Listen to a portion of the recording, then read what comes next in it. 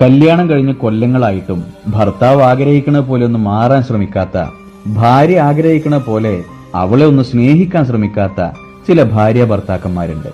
ഒരുമിച്ചാണെങ്കിൽ പോലും നല്ലൊരു വർത്താനോ പ്രേമസല്ലാപങ്ങളോ ഒന്നും അവർക്കിടയിൽ ഉണ്ടാവില്ല.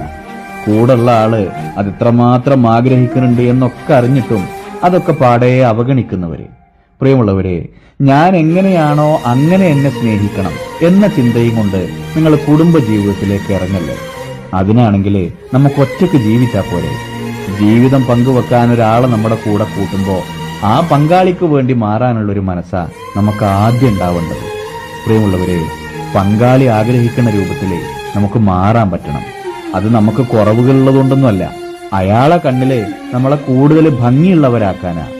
മടുപ്പില്ലാതെ നിങ്ങളെ സ്നേഹിക്കാൻ ഒരാളുണ്ടെങ്കിൽ അയാൾക്ക് വേണ്ടി മാറാന് നിങ്ങൾ എന്തിനാ മടിക്കണത്?